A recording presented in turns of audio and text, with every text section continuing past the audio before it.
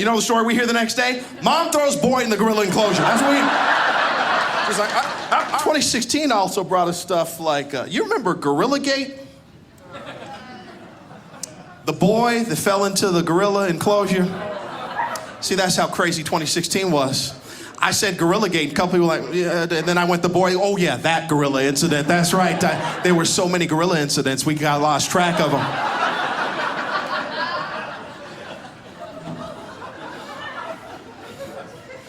Boy falls into the gorilla enclosure. They shoot and kill the gorilla to save the boy. That was a horrible story. It was a sad story because that was a beautiful animal. You saw the animal? It was beautiful. I'm gonna be honest, because I'm honest with every audience I perform in front of. I'm gonna be honest. When I heard the story, mom at the zoo loses track of the boy gets in the gorilla enclosure, they shoot and kill the animal to save the boy. I didn't see a picture and I didn't see a video. My first thought, honestly, was, white people. That was my first thought. Oh, white people, of course white people can't keep track of the kids. Of course that's what happened. Then I saw the picture and the video. Do you know? It's a black family. I thought, oh my goodness, this changes everything. First of all, that woman's gonna lose her black mama card. That's what's gonna happen. She's gonna lose her black mama card. Now this is what we know, okay? This is what we know. Eyewitnesses, people standing nearby. So the boy's 4. Mom's at the zoo, she's got other kids. And the boy says, I'm going in that gorilla enclosure. And the mom says, no, you're not. And the boy says, yes, I am. And then that point is when I lost my mind. Because as a black man who has a black mama, I didn't know that you could say something back to mama after mama said something to you. That is a cheat code I didn't have as a kid. I'm like, my goodness. Because let me tell you something, if this is me at 4 with my mom, let me tell you folks something. My mom was a bad man. My mom was a bad man. And if that's me at the zoo at 4 with my mom, we don't hear the same story we heard about this boy. We don't hear that. That story doesn't even develop the same way. I'm 4 at the zoo with my mom. I'm going in that gorilla enclosure. No, you're not. Yes, I am. You know the story we hear the next day? Mom throws boy in the gorilla enclosure. That's what we... She's like, all right, there he is. That's him. Let's go. Let's go. He lives there now. Come on, let's go.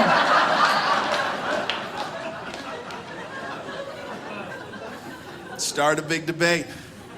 It did. It went to the internet. That started a big debate. People to hashtag justice for Harambe. We got to get justice for this. People want to bring the mom up on charges. They don't know the mom. They weren't there. But, oh, we got to do this. Look, I'm going to tell you something about the internet. The internet is the greatest and the worst invention we've ever done. It's great. Sure. It is great because it makes the world smaller, brings us closer together. It is horrible because it lets everyone believe that their opinion is important, and it's not. It's not at all. It's not at all. So a lot of people just shh. People, oh, whose fault is it? Whose fault is it? Is it the mom's fault? Is it the zoo's fault? Let's do a poll, shall we? By applause, how many people think it was the zoo's fault? By applause. Okay, all right, couple, all right. By applause, how many people think it was the mom's fault? Okay, all right, okay. By the way, that's not everybody. That's interesting because the people that didn't vote, those are the only 2 choices. I'm not really sure what's going on here. That was odd. There's people like, oh, when he says gorilla, I'm gonna jump in. I'm gonna jump in on gorilla. When he's on gorilla, I'm gonna jump. Oh, I missed it. There's no gorilla. I missed the vote. I missed the vote. And that's how Trump got elected. They missed the vote. They missed the vote. I only tell that joke here to see the applause, but I like the other people like,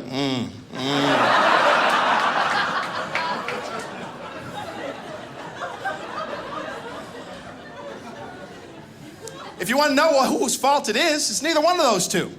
We'll go back. This is society's fault. This takes a good, long, harsh look in the mirror. Because once again, somebody convinced us that the way that we were raising our kids was wrong. The way you were raised was wrong. The way I was raised was wrong. And we can't discipline kids like that anymore. Not in public, because that kid will end up with low self-esteem.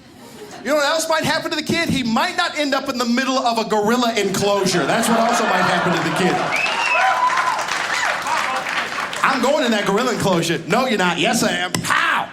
You can go to all the therapy you want to, but guess what? We just saved a gorilla.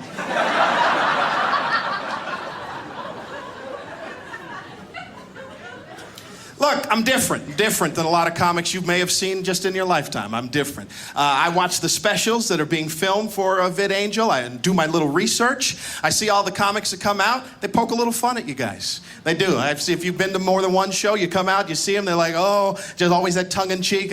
Look at me, I finally made it, filming my special in Utah. You know, that type of deal. Like, oh, it's great to be in Provo, wink, wink. Look, I'm a little different. I'm going to say this with all sincerity and honesty. Ladies and gentlemen, it is a pleasure to be back in Provo, Utah. All right? Yes. Here's the deal. I've done this a very long time. I only perform in 8 places in the United States per year. 8 places, that's it. Very selective about those places. It's only 8 places. The majority of my income is made by working in Canada. A lot of times after the show, people ask me, what are those 8 places? And I tell them, it's a long list, but it rotates about 8 every year. It's Seattle, it's Oregon, my hometown, San Diego. My home club is the Comedy and Magic Club in Hermosa Beach, California. It's Detroit, Milwaukee, Boston, and also on that list is Utah. And they always ask, well, where in Utah? And I only tell them Salt Lake City. I tell them Salt Lake City because, let's be truthful, outside of this state, that's the only city the average American knows that's in Utah. I don't give them the list. I don't have time to point out on a map. I don't tell them Ogden, West Valley City, Park City, Provo, Price. You heard me, Price. Price.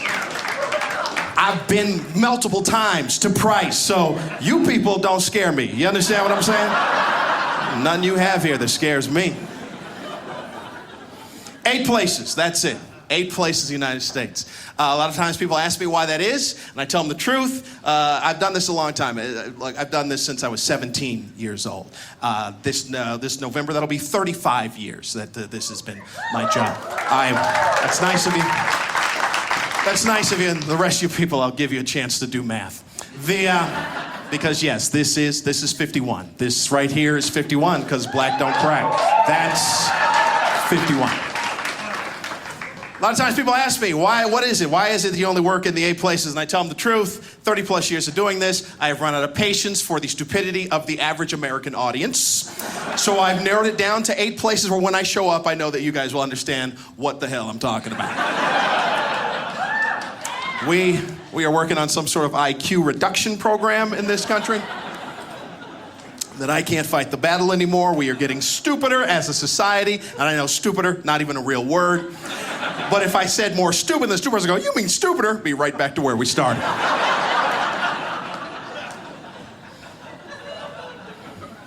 People wonder, well, I know, you're sitting there, you're wondering, what's the act like? What is the act about? I'll tell you, it's clean, as the prerequisite. But there's also an edge. Oh, there's an edge. I'm not young, I told you, I'm 51. I'm not the happy, peppy, chipper comic comes out here with all the energy, go, oh, I hope they like me. I don't care. I don't care. I come out and just do what it is I do. Now, I try to view the audience to see what goes on because I try to help out people. I know there's a lot of young people here. I know it's not legal when I do this, but I do. When I perform, I do a lot of, outside the 8 clubs, I do a lot of theaters. And I try to skew that audience to be 35 and up, because that is my audience. I'll be honest with you. If you're below 35, don't even talk to me. Don't. I got nothing to hear from you. You don't know anything about life. Keep it to yourself. I don't want to hear anything out of your mouth till you're 35 years old. You're not an adult. You're not an adult till you're 35. As far as I'm concerned, you can sit with the rest of the kids at the card table at Thanksgiving till you're 35 and then move on over to the big table. That's what I say. And look, guys, look at the people. I know the people that are applauding, and they're with me. Look at the young people here. They're a little angry. They're, What are you talking about? I'm 24. I'm an adult. Really? Can't rent a car. Shut up. That's what I'm telling you. That's what I'm telling you. Where are the millennials, the young folks? Where are you? Where are you? Okay, that's energy. That's what I like to hear. How old are you, my dear? 24. That was very pronounced how she said, I am 24. I'm part of that joke.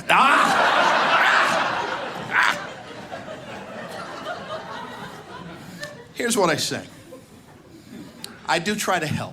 Now, as much as I am this guy that talks about the millennial and stuff like that, I do try to help. I will defend your generation. Because here's the knock on the millennials and their generation. You hear it all the time, the young people. You hear that you are a coddled generation, and then when you get turned out into the real world, you're not ready for the real world, and you end up back at home, right? That's the knock on them. That's not their fault. Don't ever talk about them that's saying that's their fault. That's not on them. That's on you as a parent. Because at some point in time, we changed parenting. And somebody told the young people, oh, you have to tell them to follow their dreams. Just encourage them. Don't listen to anyone. You just follow your dreams no matter what somebody says. And they get turned out in the real world, and they realize there's no financial backing for a cat water park, and then they're back in your house. That's you. That's your fault. I try to bring them in the show early, because I know. Because right now, 24, I'm going to talk up here for 40, 45 minutes, and then you're going to sit there and stare and wonder why people are laughing at me. But in 10 years, you'll think I'm a genius. That's how it works. So I try to help. At 24, you enjoy every bit of your life at 24. I'm going to give you the facts of life, and all the people that are out there that are in that same age range. Enjoy every bit of it, the real facts of life. Not the stuff that's peddled to you, the real, raw, honest facts of life. That life is unfair, life is ironic, life does not always work out. Am I right so far? Life is hilarious at times when it shouldn't be. Not everyone gets a trophy. There is no such thing as a participant ribbon. It is first, second, and third place. If you don't get one of those, then you just tell people you were there. You understand? That nobody came back from Brazil with a participant ribbon. That's what I'm saying. Enjoy every bit of your life. Because at 24, the truth of life is, at 24, you got about 4 more years till it's different. I'm not saying over, I'm just saying it's different. You taking things for granted at 24. 24, I bet you can eat a meal and then do something right afterwards, can't you? I bet you can.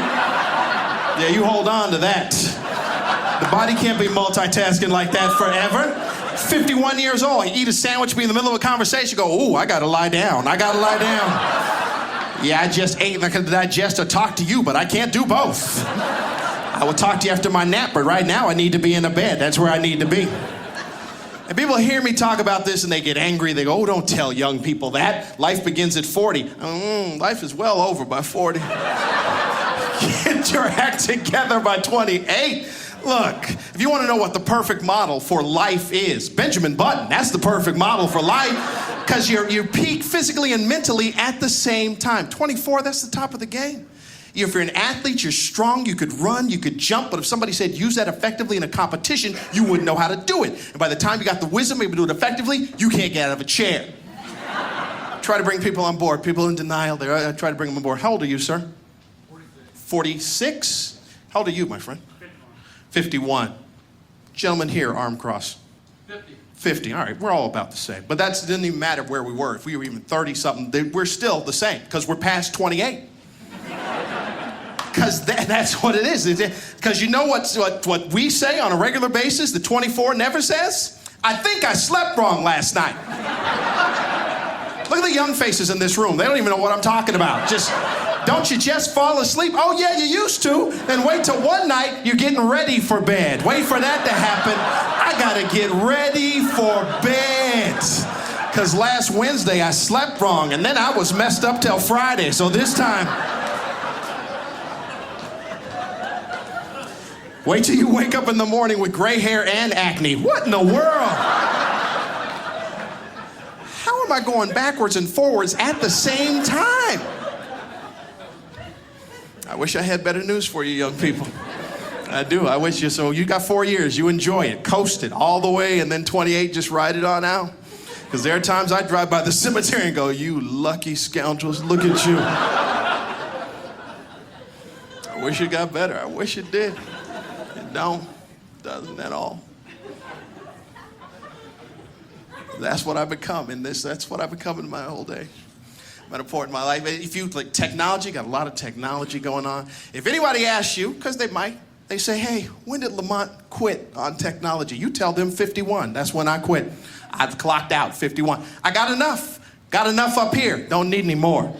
Got it all. I'm good. But I know everything. I don't pay attention to it anymore. I'm good. I'm fine. I know that, you know when I drew the line? Snapchat. That's when I drew the line. I did. I know. I don't know what it is. I don't know. I know the young people, you know what it is because you use it. I don't know, and don't tell me. I don't want it up here. I don't want it. I don't want it. It sounds dirty in the first place. It does. It sounds dirty.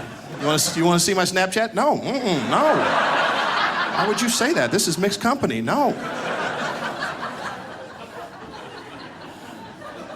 It's a photo app. I know that much. It's a photo app because this is what this society is. We love taking pictures because there's no accountability. You don't have to make any decisions. Look at it. Look, here's 1,500 pictures of me. I just went outside for 10 minutes. Look at that. Because you just take pictures till the battery in the camera dies. That's it. See? It's a different generation. Folks my age, we had to make decisions because our camera had 24 pictures.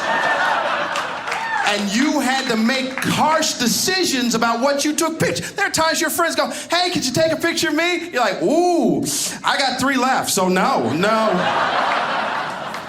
Yeah, I got you on another roll, so no, I can't do that. Try. I'm at a point in my life where I just want respect. I don't care whether it's earned or not.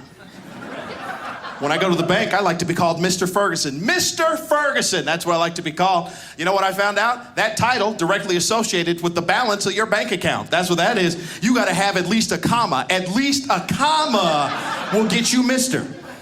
You walk in the bank with 46 bucks in your bank account, that's a first name bank account. That's what that is. 46 bucks, what's up, dude? That's what 46 bucks is.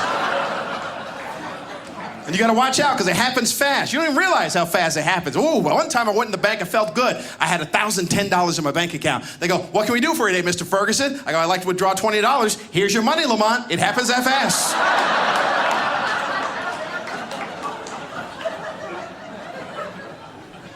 As a comic, the first place you get to choose your level of respect when you travel is on the plane. When you buy the plane ticket, you get to have that pull-down menu. That's the first place you go to. They get to choose Mr., Mrs., Ms., Doctor. Ooh, look, talk about respect. Maybe I should take Doctor. I'm here to tell you, do not take Doctor. Because that one can backfire on you. Because you could be on the plane and they actually need a doctor, and then you are 0 for 1 in your medical career. So do not take Doctor. You know what I am on every single flight? People don't even realize this is an option. I am professor on every single flight.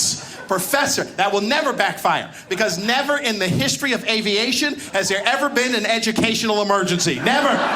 Never. Is there a professor on board? No, that's never been asked. And even if it was, how bad could it be? Is there a professor on board? Why, yes, I'm a professor. What seems to be the problem? This plane left Chicago at 8 a.m. going 500 miles an hour. No. No one's ever asked that.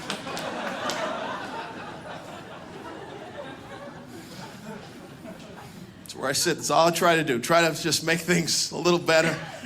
I'm looking at the year. We're in 2017. It's all right. To be honest with you, the measure is it's just as long as it's not 2016, right?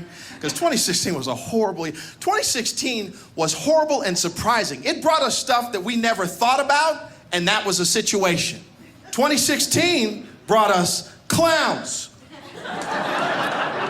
Yeah, you heard me, clowns. There was a clown situation in 2016. People were like, what are we gonna do about all these clowns? Clowns was a thing. Clowns.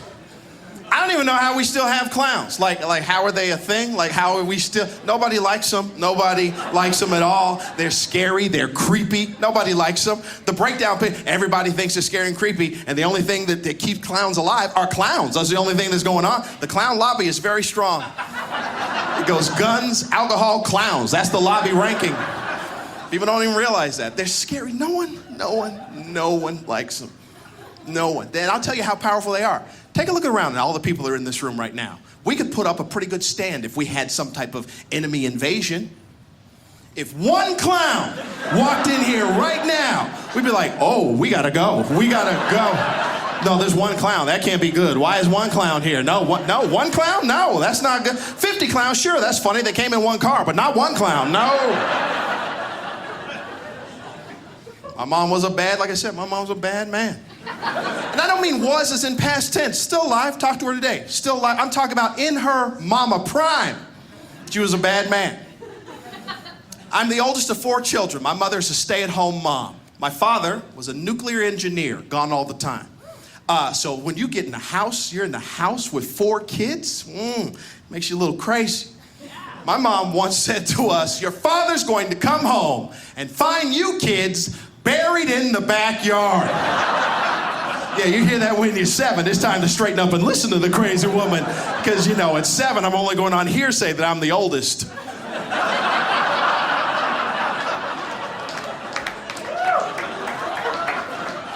Think about that. That's what she said to us. I can get a phone right now and call my mom. She will verify this.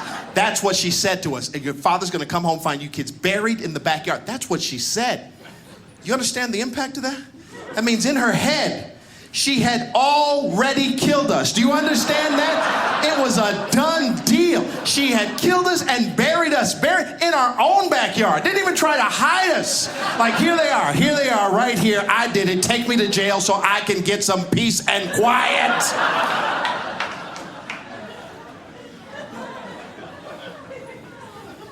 My mom's favorite phrase, you had all day. It's my mom's favorite phrase. Anyone else's, you had all day. What she meant by that was no matter what you were about to do, you had all day to do it. Now you're just messing up her day. We're about to go to the store. Okay, I got to go to the bathroom. You had all day to go to the bathroom, and you wait until now. Here's the beauty of that. That's crazy logic, but here's the beauty of that. It helps. I use it today, not with my kids, just in general. I'm driving down the street, somebody turns left in front of me. You had all day to turn left, and you wait until now. A little fired up. I have the kids, that'll do it. I have kids. I have 4 kids, which is too many kids. That is, 4 kids is way too many kids. Look, if this was 1817, sure, have 4 kids. 2017, no reason for me to have 4 kids. There are no more fields to plow. No reason for me to have 4 kids. My kids are spread all throughout the historical timeline. I'll give you the oldest, I'll give you the youngest, and the people that are staring at me, you'll understand all this crankiness. On September 3rd of this year, my oldest, Alex, will turn 29 years old. On September 27th of the same year, Olivia, the youngest, will turn 4. Oh yes, it's like that. Yes. Because I found out that apparently my lot in life is to produce a new human being every decade. Like an automaker, just roll it out on the assembly line. Would you take a look at that? That is the 2010 Ferguson. Would you take a look at that? Yes, indeed. It's a hybrid.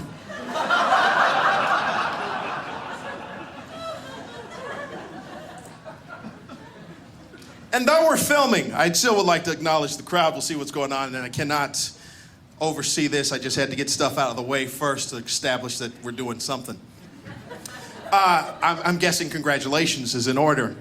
You're quite welcome.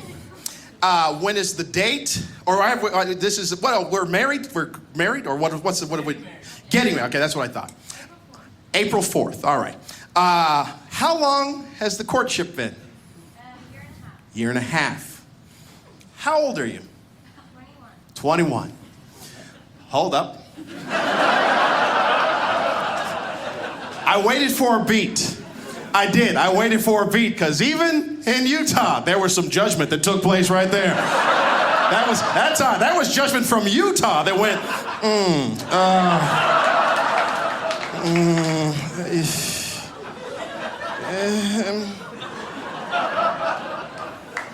Courtship year and a half, 21. All right, I wish you the best.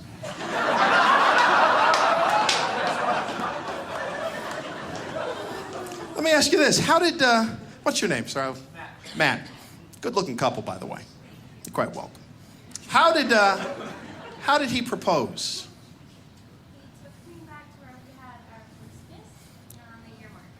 He took you back to where you had your first kiss and the year marker? Oh, okay. Oh, well, very nice. Very nice. But then again, because he took me back to where we had our first kiss. That was a year and a half ago, for crying out loud. That's not that much of the memory thing that took place is what it is. He also lit fireworks. All right, man. All right. Oh, he lit fireworks after your first kiss? No, but there was fireworks. Oh, there were fireworks. Okay. I thought, oh, this is getting into serial killer type of energy. On our first kiss, there were fireworks. I always knew you were the one. Hold up, Matt. Wait a minute. Wait a second, Matt.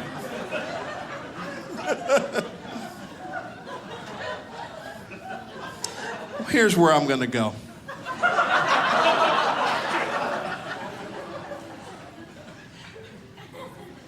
First of all, well, this is it's an anomaly. You guys know Utah's an anomaly as far as how this goes. 21, and then if we were outside of Utah and they go, 21, we're getting married, people would like, oh, we got to stop this.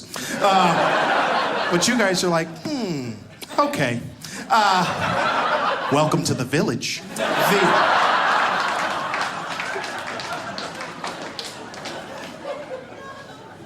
Let me get a little public service announcement. I'm not sure if this will help you now, but later on in life, this might help you. I tried to do this. This is for women, a public service announcement on behalf of all men. If there are married people here, married women, you sit atop on everyone else. You listen more intently than anyone else in this room. What I'm about to tell you, ladies, bugs every single man in this room, but we've never told you about it. That's why I call it a public service announcement, to try to help out as far as what it goes. Married women, more intently than anyone else here. Well, women living with a guy, underneath them, women don't fit into those two categories underneath them. That encompasses every single woman here, but listen in that order of importance. Ladies, to you, on behalf of all men, through me. Ladies, if you come home and your man says to you, hey, Jane called, she said she wants you to call her back. That was the message, all right? There is no line of questioning that needs to follow this. The message relay is complete. Well, what did she say? She said she wants you to call her back. Well, how did she say it? Did she sound hungry? Are you kidding me? Ladies, I don't know what happens when you leave the house. I don't know what type of special operative Jack Bauer, Jason Bourne, secret agent life you were living. But I swear to you on behalf of all men here, we are not withholding any codes from you. Just call the woman back. Just call her back. Well, I can't just call her back blind. They got to find out what it is she wanted. I wonder what time she called. Man, take a look at the women looking at me with blank stares. He's silly, he don't know. Let me show you why it's a little crazy. Man comes home. Hey, Steve called, said he wants you to call him back. All right, thanks. That's it, the end. There's no, well, how does Steve sound? Is he trapped in a well? Do I need to get a posse? No. And here, while I'm at it, ladies, keep listening. There's no order. This is all women, same level. Let's say it's been a long day. You and your man have been out. It's been a long day. You're running errands, doing a bunch of stuff. You get a chance to get anything to eat. On your way home, you decide, let's stop at the fast food place, get some food, and take it back to the house. And while ordering, your man turns to you and says, would you like some French fries? And you say, no. That was your chance.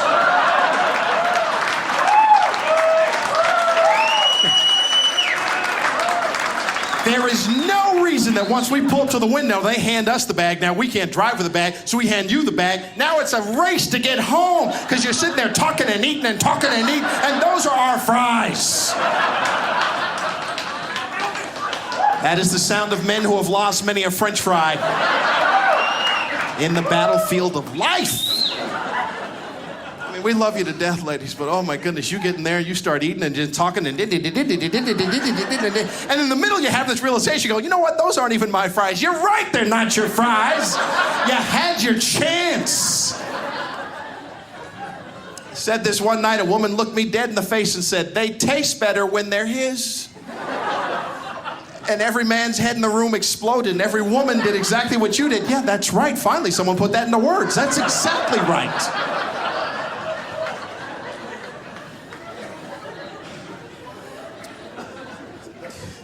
Now also, let me kind of tell you this. Now this is not public service announcement. It still has to do with men and women. I gotta be very delicate about what I'm about to talk about. I'm not gonna generalize. It's not all women, okay? I'm not gonna say it's all women. It's a lot of women. Here's a scenario. When you're out at a restaurant, ladies, you got it? You're out at a restaurant, okay? From guys, we just questions. Ladies, like I said, very gingerly as I walk here. What? How come when you're out at a restaurant, ladies, you can't just order what it says on the menu. Why can't you just look at the menu and order the words it says on the menu?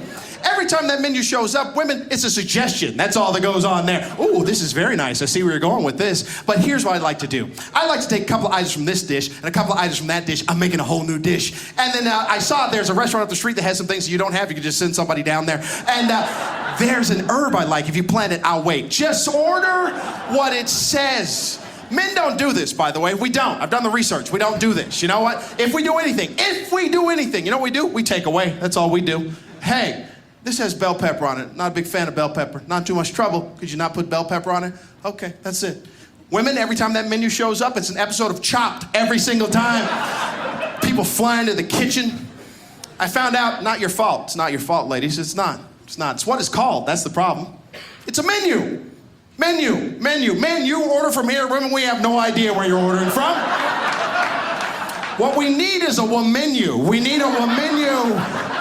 It's just a big piece of paper. It's got a picture of the earth on it. Now, this is a restaurant. I like this. This is what we're looking for. This is why I think differently. It's 8 places, 8 places that people go, okay, we get it. We see what goes on. Outside of those 8 places, oh my goodness. Especially with young people. I try to bring young people in. In the 8 places, I can try and do my best to bring the young people in. Outside of the 8 places, I have a better chance of making young people outside of those 8 places laugh with my car keys than I would to I just walk, and if I could make fart noises on their bellies, I'd be a genius, is what I'm saying. I just think differently, that's all. Watching TV, it doesn't help. I was watching the Miss USA pageant recently. And I've come to the conclusion that the most useless part of any beauty pageant is the question and answer portion of the beauty pageant. Like it is always, you watch at home and you get awkward, you cringe, like, oh, can we just skip through this? Because it is. It's very awkward. They ask these questions of these ladies and there's no reason to ask them. It's never going to come up in the job at all. It's complicated questions. Miss Rhode Island, how do you think we'd be able to take care of world hunger? Miss Pennsylvania, how do you think we'd be able to achieve peace in the Middle East? Look, there's no reason to ask these ladies these questions. Matter of fact, they should just title that segment, Worst Case Scenario. Because do you know how many things would have to go horribly wrong before Miss USA got handcuffed to the nuclear football? Do you know how many people would have to die before Miss Arkansas got to implement her policies?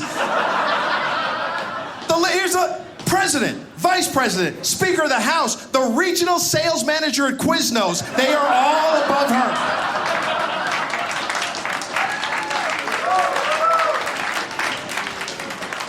She's not even first in line in the beauty pageants. Like Miss America is ahead of Miss USA, and as far as I think Captain America may be ahead of Miss. I'm not sure. I always get that confused. Who do you think first? Is it Captain America or Miss America? Which one do you think? Captain? Okay, Miss America's right, because Captain America isn't real.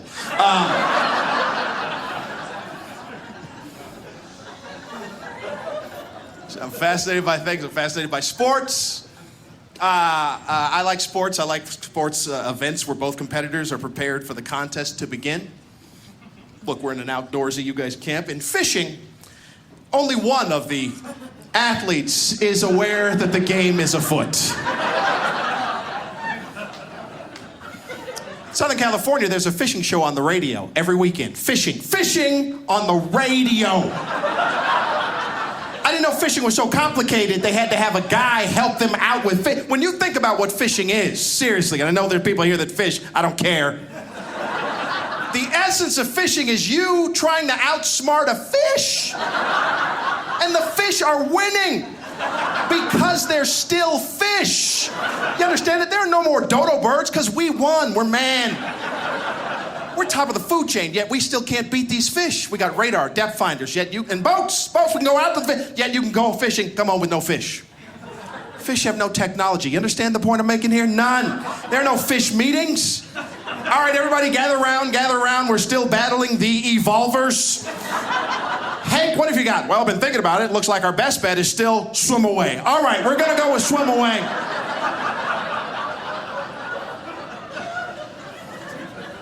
Like I said, it's how I think. It's how I see things. Like I said, I saw crazy things. We all saw crazy things in 2016. This is the craziest thing I saw. Because I see things differently. Now remember, I work in Canada all the time. This summer, when I was up in Canada, this is the craziest thing that I saw. Everything. In Calgary, there was a high-speed police chase in Calgary that lasted 7 hours. A 7-hour high-speed police chase in Calgary. That's crazy to me. First of all, 7 hours? Police chase? That means either you have nothing to do or they're the most patient police on the face of the earth is what it is. 7 hours. Here's the other thing about it. They never left the city. Never left the... That's not even a chase. That's just a complex game of hide and go seek. That's all that is. 7 hours, never leave the city. Here's the story. Man and a woman stole a vehicle, led the police on a 7-hour police chase. And like I said, that's Canada, man. They got patience up there. Nobody's chasing anybody in the States for 7 hours. Cops get a little itchy. And depending on what you look like, oh my goodness, you chase somebody for 7 hours, you better at least won a Heisman Trophy. I'm gonna tell you that. That's the only way they're gonna chase people for 7 hours. The people that are clapping, I like that. The people that are stunned, oh well. That's on you. I brought this to the village. Man and a woman steal a truck, 7 hours police chase. I think that is the greatest commercial I've ever seen for that vehicle. That's what that should be. 7 hours? They never left the city. Those are city miles, not highway miles. City miles. Never left the city. That should be the commercial. Just show the chase. And then at the end, boom, Ford Escape, almost. That should be the commercial. That should be the commercial. 7 hours, never let the police go, they were arrested without incident. Without incident? Did you not hear 7 hours? Is that what's going on? That's a work shift, 7 hours. It's quite conceivable that a policeman was halfway through his shift, then had to clock out. The next guy coming on, what do? You chase him. That's what you do. You go, tag, you're it. That's what you do. They took pride in it. And I'm like, really? You took pride? They go, we arrested the man and woman without any... They're like, 7 hours? That was a man and a woman. Did we hear the first part? A man and a woman in a car for 7 hours. That was a mutual surrender is what that was. Like, no, I gotta get away from her. She gotta get away from me. Take me to jail so I can have some quiet is what I need. 7 hours. Now look, I said you're outdoorsy people. You know, you go on long drives, you camp, you do the stuff. Think about the last time you were in the car for 7 hours with your spouse. Think about 7 hours and no police were chasing you. You know that car's just... 7 hours, she's sitting over there looking at the... I think they're getting closer. Oh, look, I know they're chasing us. Of course they're getting closer. I'm trying to concentrate. Just try to help me. That's all I'm trying to do. Just help. Okay, I'm sorry, okay? Yeah, just okay. 7 hours. It's a lot of time. At some point, this happened. Okay, what? What is that? I know that means something. What does that mean? It's just kind of hungry. Oh, you're hungry. We're being chased by the police. And how are you hungry? You ate all the fries. I had 2 fries. 2 fries is what I had. How is it possible that you're hungry? I'm sorry, just 7 hours, long time. 7 hours with a woman in a car. What is it? What? I gotta pee. You gotta pee? You gotta pee right now. We're being chased by the police. You gotta pee. You had all day to go pee. You did delightful. We're done here. Good night.